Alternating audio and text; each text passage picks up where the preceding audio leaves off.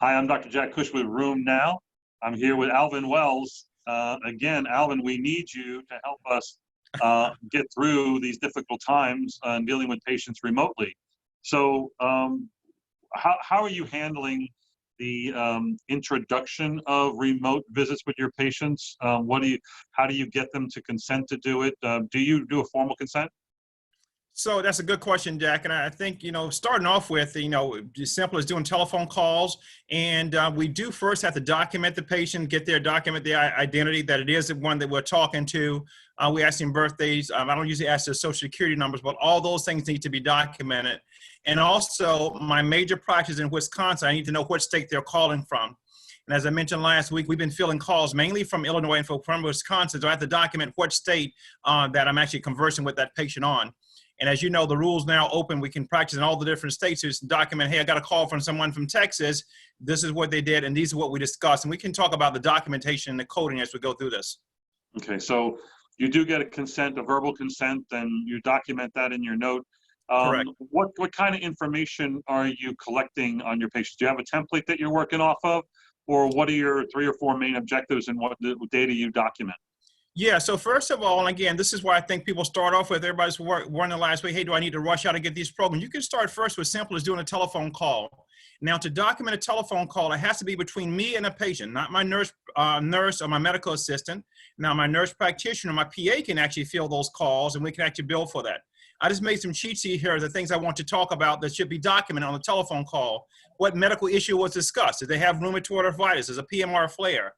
What pertinent findings? Hey, I'm having a headache. Hey, I'm feel short of breath. Hey, my joints are swollen. Assessment and diagnosis. So based on what they've told me, yes, this could be a gout flare. This could be PMR. You talk about all those different things. Any medications or adjustments that refills were made, any labs that were ordered, and then what your follow-up recommendations would be. And again, the guidelines had been before this week is that, hey, I do a telephone call or a virtual visit, it could not result in an office visit within 24 hours. So if I have somebody in a day, it's a gout flare, here's a Medrol dose pack, call me back in 6 days if you're not better, or come in for a cortisone injection. So to recap, medical issues, documented, discussed, pertinent findings, the assessment or diagnosis, any medications, labs ordered, and what your follow-up recommendations would be. And then the codes are, for a healthcare provider, a physician, physician assistant, or nurse practitioner. The codes are 99441, 442, and 443 for Now, 5 to 10 minutes.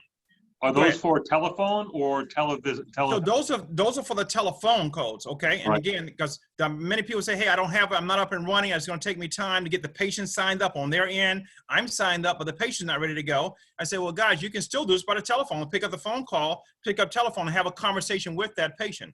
And that's what those codes are, 99441, 442, and 443. Okay. What about there's an e-visit code and a telehealth or televideo code? Are they different? So yes, they are a little bit different, but here's the rules now, Jack. So we've actually even stopped using those. Now we're using like the regular follow-up visit code. So 99213, 214, 215 for what did you would document and bill for your regular visit. And most of my electronic visits now are level 3, and maybe in some cases a level 4. You can still do those e-visits, those other e-codes. There's some G-codes that are out there. But right now, they're reimbursing for those regular, like your regular office visit codes. So you don't need to make things more complicated by putting in those other codes, putting in modifiers and all those things. We don't even do that anymore. And definitely, like I said, for the telephone calls, you just document that and you can go. One point I need to make too, Jack, because remember, some patients with Medicare and Medicaid, they have a copay that they make. Now CMS has waived those copays. So, hey, the patient does have a $10 copay or whatever to do a telephone call. That's all been waived. You still can charge for your codes and get reimbursed for that. Yeah, we just put up a secondary tweet about this. The Office of the Inspector General came out and said they're not going to pursue any issues regarding collection of copays and whatnot for federally funded programs like Medicare and Medicaid. Correct. So the last issue is, how are you connecting remotely? There's telephone versus video. You're wired for video. Where would telephone make more sense, though? Yeah, so the telephone's going to make more sense. And again, it's really sad in the U.S. We still have some people who are not computer literate, don't feel comfortable with the smartphone or with the computer, and don't even have internet access at home. That's the #1 place that I'm finding that we're using the telephone. And again, what they do while I'm in the room in my office, then my staff are connecting. They actually queuing these calls for me. Say, hey, Dr. Wells, at 1 o'clock, Mrs. Smith, 1:15 is going to Mrs. Jones. And they're having those calls in the queue for me. I hang up on one phone and I pick up on, and I hit the button on another one. They're holding on. Then my MAs now, they're doing my verification. They say, hey, this is Mrs. Smith. She's got gout. She here the medications. Everything's up to date. And boom, I pick up the line. I go to the next one. So I have my team that kind of queue those calls for me, and I can go really pretty quickly, rapid through those. I have Epic on there, and I click on her name and then go to the next one from there. So having your team working with you, your medical assistants and your nurses, to kind of help fill those calls, see what the issues are first, and then you can kind of go through those pretty quickly. Okay. And then there are patients visits that you can do by video. If you're not wired with an EHR setup that will do that, there are obviously other formats to connect face-to-face with patients. I'm going to just mention a few of them here. Everyone knows about FaceTime, but it has to be Apple to Apple. If you don't have one Apple phone, then you could use the Google application Duo, which you can download, and you can have both on an Apple phone and an Android. You can also use WhatsApp for televideo conferencing. And then there's another application called Doxy.me, which is a service, but pretty easy to sign on to, and you can use that. Again, that you just need a phone or a camera on either end. Do you have any other tips or tricks here? Yes, as I've been doing all this stuff, a lot of things coming. There's this new one out called Video, VIDYO.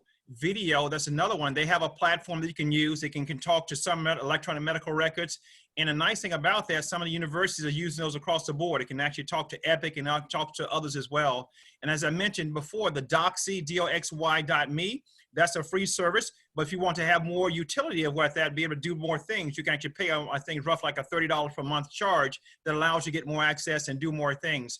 But those platforms require that the patient has something on their end. They need to be enrolled in that. They need to put their diagnoses. They need to put in, well, you put the diagnosis, but they need to put their medications, their allergies, all those different things. So they need to create a health record on that, and that takes a little bit of time.